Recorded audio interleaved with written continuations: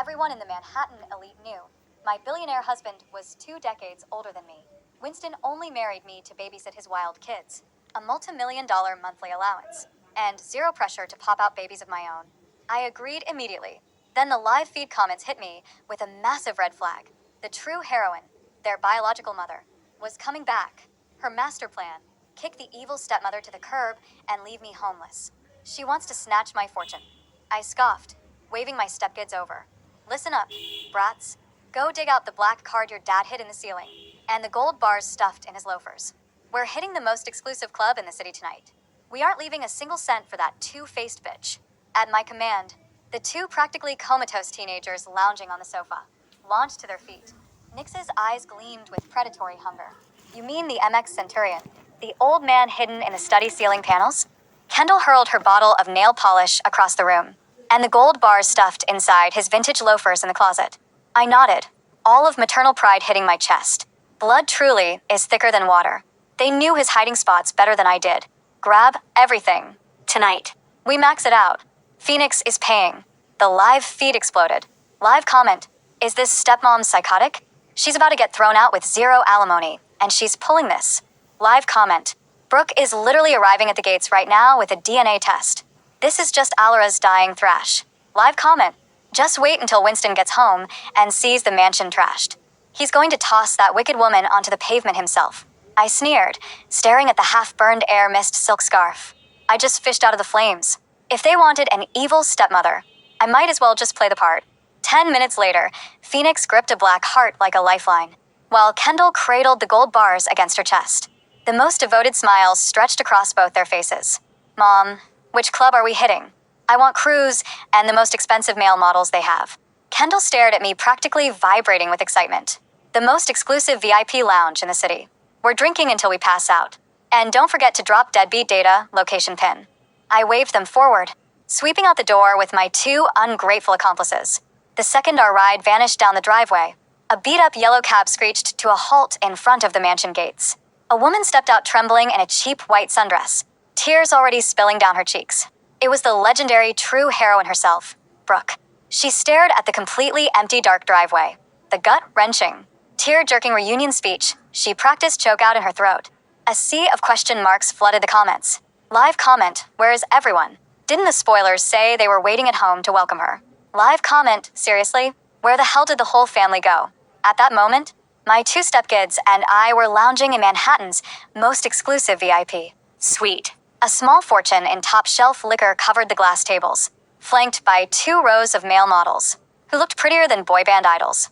Phoenix popped bottles of vintage champagne, while Kendall meticulously inspected the lineup of men. I slumped deep into the plush velvet sofa, staring at the dozens of missed calls from Winston.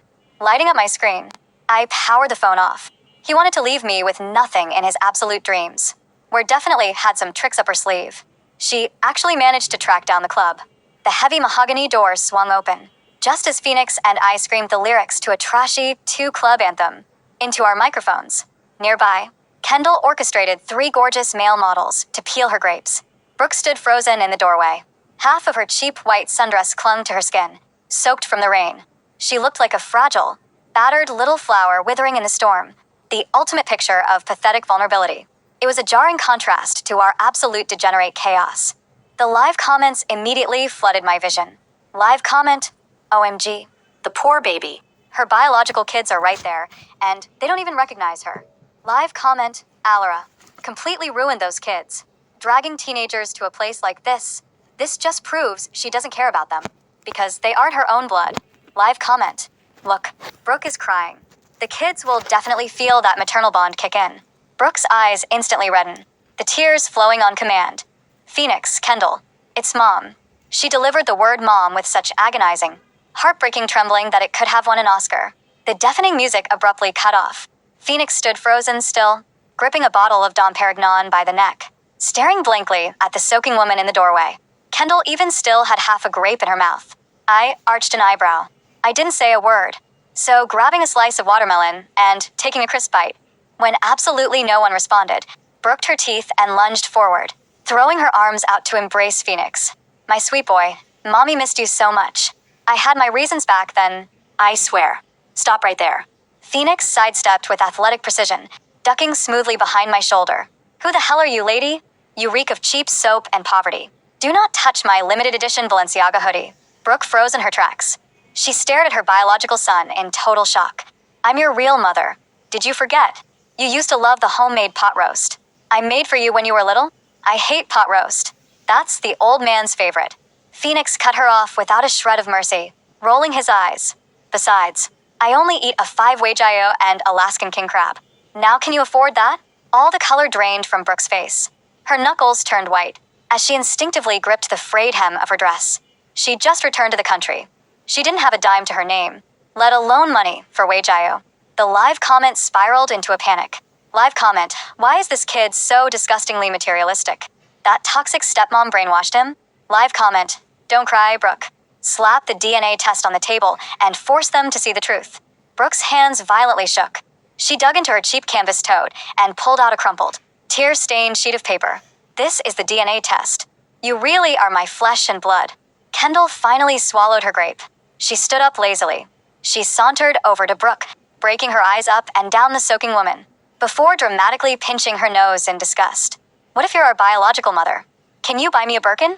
Can you pay my favorite idol to come massage my feet? Kendall sneered, tilting her chin up.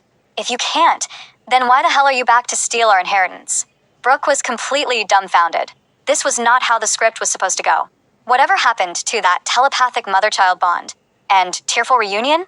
Winston finally arrived. He pushed the doors open, stepping right into a bizarre scene. His ex-wife, Brooke, knelt on the floor, stopping until she practically hyperventilated. Meanwhile, his current wife, me, lounged on the velvet sofa with crossed legs, enjoying the front row show and his two precious heirs. They cowered behind my shoulders, staring at their biological mother like she belonged in a psych ward. What the hell is going on here? Winston roared, his face darkening with fury. Beth practically scrambled across the floor, throwing herself at Winston's Italian leather Oxfords, like he was her savior. Winston, you're finally here. I don't blame the kids for rejecting me. It's my fault I was gone so long. She choked out. But how could she? How could Alara drag them to a place like this? It's going to ruin them. A classic guilt trip wrapped in a blatant attack on my parenting. Winston scanned the glass tables littered with empty liquor bottles. His gaze snagged on Cruz and the other male models, shifting awkwardly in the corner. A visible vein throbbed at his time. He snapped his glare to me, his eyes lethal. Alara, is this how you raise my children? I grabbed a wet wipe and slowly cleaned my fingers. What? The billionaire CEO doesn't approve? I'm using your unlimited funds to buy your kids pure, unfiltered joy. Besides, I didn't drag them into anything illegal. We're just enjoying some music, tossing back some drinks, and I jabbed a finger toward the lineup of shirtless men. Bring your daughter a crash course in male diversity, so she doesn't end up scammed by a walking red flag, like you, Winston. Choked on a breath, completely enraged. The live feed, however, practically vibrated with excitement. Live comment, okay? But wait, the evil stepmom is kind of cooking right now. Live comment, Alara is built different. She's serving straight facts. Live comment, Winston, hurry up and help work off the floor. Rekindle the flame. Give us that second chance romance. Winston did reach down and Hall broke off the floor. But the look in his eyes didn't hold a single ounce of the deep, yearning romance the comments begged for. If anything, he just looked deeply uncomfortable. It's been a long time. Let's just go home and talk. Winston sighed, running a hand through his hair in defeat. A flash of triumph cut through Brooke's teary eyes. He shot me a quick, provocative glare. I just shrugged. Let's go home then. That mansion hadn't been the home she remembered for a long, long time. The second we stepped through the mansion's double doors, Brooke instantly slipped back into character. Completely ignoring her damp, shivering state, she sprinted toward the massive marble kitchen to whip up a late-night snack. Phoenix, Kendall, Mommy's going to boil some noodles for you. You guys used to devour my homemade soup. Phoenix and Kendall locked eyes. Pure, unadulterated terror mirrored in both their faces. Hell no, I want takeout. Order the barbecue, Phoenix screamed. I want barbecue too. Extra spicy. Kendall shrieked. Right behind him, Brooke emerged from in the kitchen holding 2 bowls of depressingly bland, watery noodles. Just as Cody the delivery guy mashed the doorbell, he hauled in a massive greasy bag of lamb skewers, 2 overflowing containers of spicy Cajun crawfish, and an entire pack of ice-cold Coke. The savory aroma instantly overpowered the scent of the clear broth. The porcelain bowls rattled in Brooke's violently trembling hands. This is all toxic junk food. It's going to ruin your bodies. I snatched a thick, sizzling lamb skewer and ripped off a massive bite, letting the spicy grease coat my lips. Brooke, the most important thing in life is to actually enjoy it. I chewed slowly. Not even a stray dog would touch those depressing noodles. Brooke took a guest bedroom, but she definitely wasn't playing the polite visitor.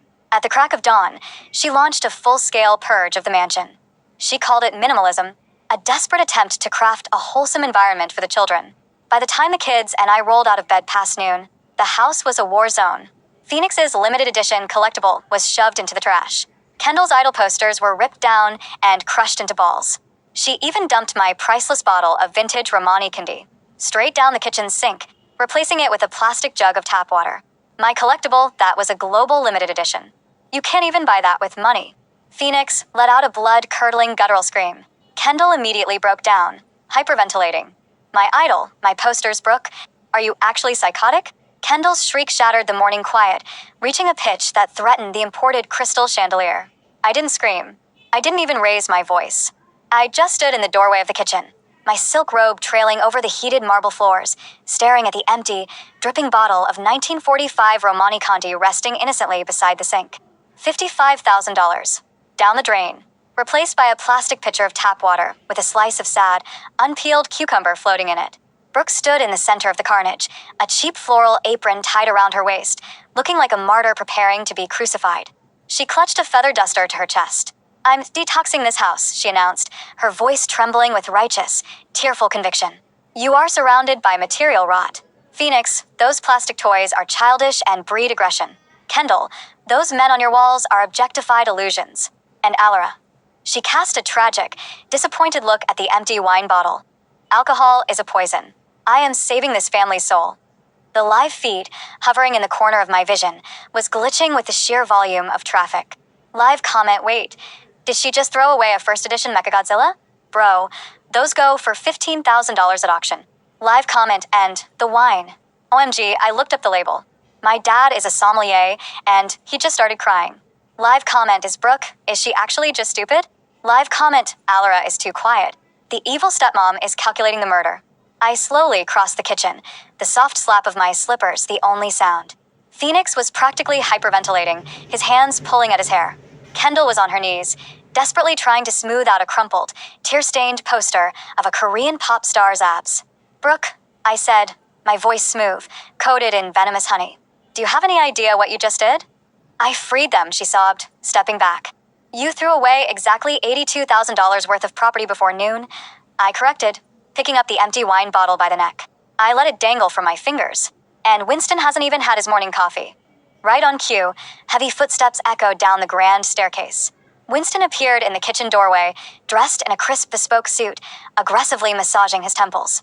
He paused, taking in his hysterical children, his weeping ex-wife, and me, standing perfectly calm with a weaponized wine bottle. What is this screaming? Winston demanded, his voice a low, dangerous rumble. I have a board meeting in 40 minutes. Dad, Phoenix roared, abandoning his usual apathetic drawl. She threw away my zero-type Evangelion figure, the one you bought me in Tokyo. She destroyed my signed BTS posters. Kendall wailed, pointing a shaking acrylic nail at Brooke. Arrest her. I want her in federal prison. Winston's eyes snapped to Brooke. She immediately folded her hands, looking up at him through her wet eyelashes. Winston, please. Look at them. They're addicted to plastic and paper. I'm trying to bring them back to reality. To us. To nature. Winston blinked. Then, his gaze drifted past her shoulder. He saw the empty bottle by the sink. The color literally drained from the billionaire's face. He walked past Brooke as if she were a ghost, picking up the bottle. His hands shook slightly. My 45, he whispered. I bought this at Sotheby's. I was saving this for the merger. It was sour, Winston. Brooke cried out, reaching for his arm. It smelled like old wood. I made you cucumber water. Winston slowly turned his head to look at her. The vein in his forehead wasn't just throbbing anymore. It was practically dancing a tango. The live feed went absolutely feral. Live comment, Muo IT was SOUR. Live comment, RIP Brooke. She wanted a wholesome family. She's about to get a lawsuit. Live comment, Winston's villain origin story just dropped. I leaned against the marble island, casually inspecting my manicure. Well, darling, I said to Winston. She is the true mother. I suppose destructive minimalism is just part of her maternal charm. Since she's so dedicated to nature, I assume she'll be paying you back by foraging for truffles in Central Park? Winston gritted his teeth. Brooke, go to your room. But Winston, go to the guest room. His voice was a whip crack. Brooke flinched, the tears finally overflowing. She shot me a look of pure, unadulterated hatred before turning and running out of the kitchen, her cheap sandals slapping against the tile. Once she was gone, Winston slumped against the counter, rubbing his eyes. Phoenix and Kendall were still fuming, glaring at the floor. I clapped my hands once, sharply. The kids snapped their heads up. Dry your tears, brats, I ordered, tossing the empty bottle into the trash. Crying is for the poor. Kendall, call your personal shopper at Bergdorf's. Phoenix, get on the dark web or wherever you nerds go and buy a better figure. Double the price. Put it all on your father's black card. Winston's head snapped up. Alara, I am not paying for. You let the rabid minimalist into the house, Winston. I cut him off, my tone brokering zero argument. You pay the idiot tax. Kids get dressed. We're going to the plaza for a spa day to recover from this trauma. Winston, enjoy your cucumber water. The kids immediately sprinted up the stairs, rejuvenated by the promise of excessive spending. Winston just stared at me, too exhausted to fight. Live comment, evil stepmom supremacy. Live comment, she said, crying is for the poor, I'm taking notes. Live comment, Brooke played herself. Alara just got them a spa day. The war of attrition had officially begun. Brooke realized quickly that her tearful mother-knows-best routine wasn't working. So, she switched tactics. She decided to play the dutiful, suffering wife to win Winston back, banking on the fact that Winston was a traditional man who secretly wanted a domestic goddess. The next week was a masterclass in psychological torture. Brooke fired the private chef. She claimed his rich food was clogging Winston's arteries. She began waking up at 5 a.m. to cook wholesome, organic meals. This culminated on a Wednesday evening. Winston returned from a brutal 14-hour hostile takeover negotiation. He walked into the dining room expecting Chef Henry's signature bone-in ribeye. Instead, Brooke was waiting at the head of the table. In front of Winston sat a steaming bowl of boiled quinoa, unseasoned steamed broccoli, and a piece of boiled chicken breast that looked like a damp sponge. I was sitting at the other end of the table, eating a box of incredibly greasy, heavily MSG-laced Chinese takeout with chopsticks. Phoenix and Kendall were beside me, devouring pork dumplings. Winston stared at his plate. What is this? It's a macrobiotic cleanse, Winston, Brooke said softly, reaching out to pat his hand. I noticed you've been looking stressed. This will heal your gut. Winston looked from his damp chicken to my glowing, golden, deep-fried spring roll. Alara, Winston said, his voice dangerously quiet. Give me an egg roll. Brooke gasped, snatching Winston's hand. No. Winston, she's poisoning you. That's full of seed oils and preservatives. If you eat that, you're undoing all my hard work. I didn't say a word. I just slowly, deliberately picked up a crispy, glistening egg roll with my chopsticks and held it out across the table. Winston slapped Brooke's hand away, leaned over, and took the egg roll directly from my chopsticks, biting off half of it. The crunch echoed in the silent dining room. He closed his eyes in pure, unfiltered relief. Brooke looked like she had just been shot. How could you? She whispered, tears welling up. I slaved over a hot stove for 3 hours. To boil a chicken? Phoenix snorted without looking up from his phone. Did you cook it with a magnifying glass? Kendall snickered, dipping a dumpling in chili oil. Brooke stood up, so fast her chair tipped over. You're all brainwashed, she shrieked, finally dropping the soft, breathy voice. This woman is a parasite. She doesn't love you, Winston. She's just waiting for you to die, so she can take everything. I paused, wiping a dab of soy sauce from my lip with a silk napkin. Actually, Brooke, I don't need him to die. My prenup is notoriously ironclad. If we divorce, I get the Hamptons house, 30% of his liquid assets, and I retain sole custody of the yacht. It's much less messy than murder. Winston didn't even argue. He just kept eating the egg roll. Live comment, Alameo SHE has the receipts. Live comment, Winston eating the egg roll is taking me out. Live comment, wait, Brooke's mask is slipping. The true heroine is cracking. Brooke glared at me, her chest heaving. You think you're so smart, but you're just a gold digger. And I'm going to expose you. At the company gala this Saturday, I'm going as Winston's plus one. I am his true family, and everyone will see you for the cheap interloper you are. She stormed out. I looked at Winston. He looked back at me mid-chew. Are you taking her to the gala? I asked smoothly. Winston sighed, looking deeply aged. The board is breathing down my neck because of the rumors about our domestic instability. They want to see a united front. Brooke threatened to go to the press and say I'm keeping her children hostage unless I let her make a public appearance. I smiled. It was a slow, terrifying thing. Let her go, I said softly. Phoenix and Kendall stopped eating. They knew that tone. It was the tone that usually preceded a massive, ungodly transfer of wealth or someone's total social ruin. Mom, Kendall whispered, leaning in. What are we doing? I said, tapping my manicured nails against a mahogany table, are going to let the true heroine have the spotlight. But first, Phoenix, my sweet boy, call that private investigator you found on Discord. I need to know exactly what Brooke was doing for the last 10 years. Saturday night, the Waldorf Astoria. The annual Winston Corp Gala was the event of the season in Manhattan. A swarm of paparazzi clustered behind the velvet ropes, their flashes turning the night into day. Brooke arrived with Winston. She had insisted on buying her own dress to prove a point. It was a plain, pale pink slip dress that she thought made her look ethereal and unpretentious. Instead, under the harsh camera lights, it just looked like a cheap nightgown from a mid-tier department store. Beside Winston, who was wearing a custom Tom Ford tuxedo, she looked like a lost cater waiter. Winston looked miserable. He kept scanning the crowd, looking for his actual salvation. He didn't have to wait long. A sleek, matte black armored Maybach pulled up to the curb. The paparazzi went silent for a fraction of a second, then erupted into a frenzy. I stepped out first. I was wearing a blood-red Schiaparelli couture gown, custom-fitted, with a slit up to my thigh and a diamond serpent necklace that cost more than the GDP of a small island nation. Kendall stepped out behind me in a glittering, metallic silver Versace mini dress, looking like a billionaire pop princess. Phoenix flanked my other side in a velvet Saint Laurent suit, his hair slicked back, looking dangerously aristocratic. We didn't just walk the red carpet. We owned it. Live comment, OHMYGOD. Mother is mothering. Live comment, the evil stepmom has arrived to end lives. Live comment, Brooke looks like a damp tissue next to them. We glided into the ballroom, immediately drawing the attention of every billionaire, socialite, and media mogul in the room. Winston actually let out a sigh of relief and started to walk toward us, but Brooke grabbed his arm, digging her nails in. Don't look at her. Brooke hissed, her eyes wild. Tonight is about us. Brooke didn't wait. She dragged Winston toward the center of the room, right toward the main stage where the microphone stood. She was desperate. She could feel the narrative slipping. She needed a public spectacle. Before anyone could stop her, Brooke climbed the steps to the stage and grabbed the microphone. Feedback whined through the massive ballroom, silencing the string quartet and the chatter of 500 elites. Excuse me, Brooke cried, tears already streaming down her face. She was laying it on thick. Excuse me, everyone. I am Brooke, Winston's first wife, the mother of his children. The room fell dead silent. Whispers erupted like dry brush catching fire. I stopped halfway across the ballroom, signaling a waiter for a glass of champagne.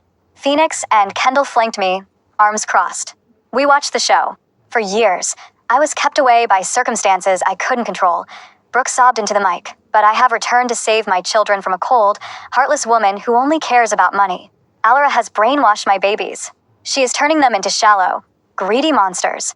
I am begging you, Winston. Cast this gold digger out and let our family heal. She pointed a dramatic, shaking finger at me. Every eye in the room turned to me. I took a slow sip of my champagne. It was an excellent vintage.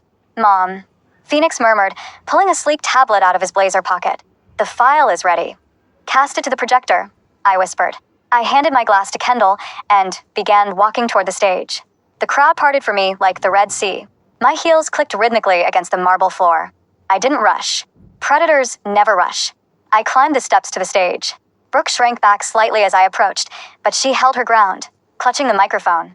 You have no power here, Alara. Brooke hissed, though the mic picked it up, echoing across the silent room. A mother's love is stronger than money. Is it? I asked, my voice calm, projecting perfectly without a mic. I turned to look at the massive screen behind the stage, usually reserved for displaying corporate logos. Phoenix hit a button on his tablet. The screen flickered to life. It wasn't a corporate logo. It was a massive, high-definition photograph of Brooke, heavily tanned, sitting on the deck of a yacht in Ibiza, pouring champagne over a shirtless, heavily tattooed man. The crowd gasped. Brooke froze, the microphone dropping slightly from her mouth. What is this? This, I said, my voice echoing, is your uncontrollable circumstance. A crypto scammer named Lars.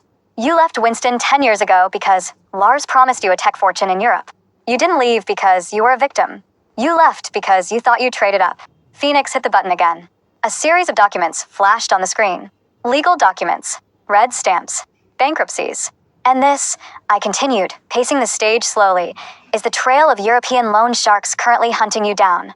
3 million euros in debt, Brooke. Lars took the money and ran, leaving you holding the bag. Brooke was shaking so violently, the microphone fed back with a harsh crackle. You're lying. This is forged. Is it? Kendall yelled from the floor. She marched up to the stage, grabbing the microphone from Brooke's limp hand. Kendall glared at the woman who gave birth to her. You didn't come back to save us, Kendall spat, her voice ringing with genuine anger, cutting through the reality show drama. You came back because you found out Phoenix and I gain access to our trust funds when we turn 18 next month. You wanted to manipulate us into paying off your mob debts. The ballroom erupted into sheer chaos. Billionaires were whispering frantically. Reporters were practically clawing over each other to get photos of the screen. Live comment, HOLYSHIT. The expose. Live comment, Alara didn't just cook, she burned the whole kitchen down. Live comment, Brooke is finished. It's over. Flawless victory. Brooke fell to her knees, sobbing, real, ugly tears this time. She looked at Winston, who was standing at the base of the stage, his face a mask of absolute, icy fury. Winston, please, Brooke begged. They'll kill me. I had to come back. Winston adjusted his cuffs. He didn't even look angry anymore. He just looked disgusted.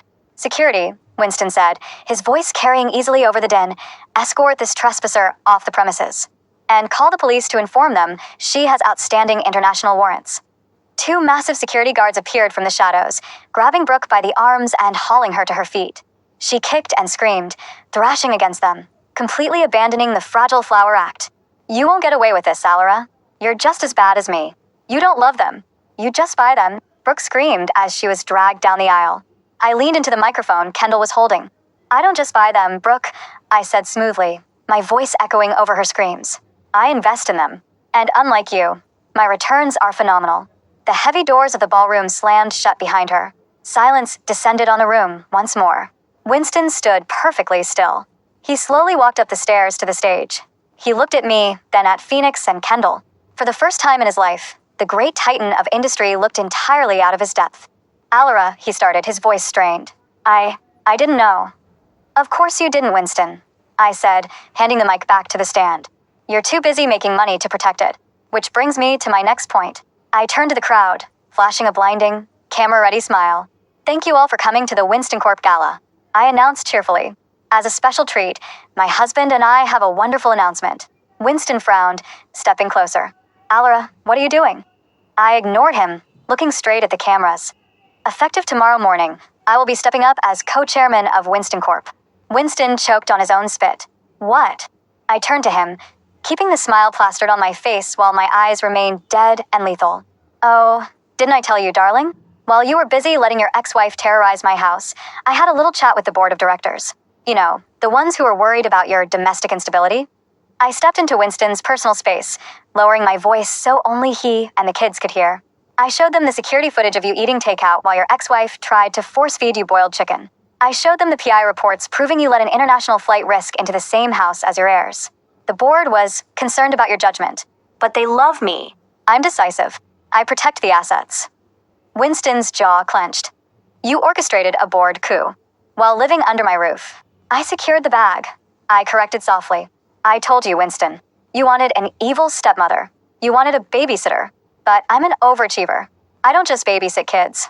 I babysit empires. You can either smile and shake my hand, or I can divorce you tomorrow, take half, trigger a massive stock sell-off, and leave you with nothing but a ruined reputation and a tragic history with women. Winston stared at me. He looked at Phoenix, who was smirking. He looked at Kendall, who gave him a little wave. His own kids had helped me execute the corporate takeover. Blood is thicker than water, but a black card is thicker than blood. Slowly, the tension drained from Winston's shoulders. He was a businessman. He knew when he was checkmated. A slow, almost impressed smirk touched the corner of his mouth. You really are a wicked woman, Alara, he murmured. The wickedest, I agreed. Winston turned to the crowd, wrapping an arm around my waist, playing his part perfectly. To my beautiful wife, Alara, he projected to the room. The new co-chairman of Winston Corp. The room erupted into applause. Flashbulbs blinded us. I looked up at the corner of my vision. The live feed was shutting down. The story was over. The climax had been reached. Live comment, she didn't just beat the heroine. She became the final boss. Live comment. All HAIL the EVIL stepmom. Live comment system shutting down. Target achieved. Absolute domination. As the champagne flowed and the music swelled back to life, Phoenix and Kendall flanked my sides. Mom, Phoenix asked, adjusting his cuffs. Now that you're co-chairman, does my allowance go up? Tomorrow, we buy a private island. I replied without missing a beat. Kendall sighed dreamily. I love happy endings. I raised my glass of champagne, the diamonds on my wrist catching the light. I didn't need a biological bond. I didn't need a tearful, wholesome redemption arc. I had a multi-billion-dollar empire, two fiercely loyal, highly materialistic accomplices, and the absolute best wardrobe in Manhattan. Let the heroines have their tragic romances and boiled noodles. I prefer the villain's victory lap.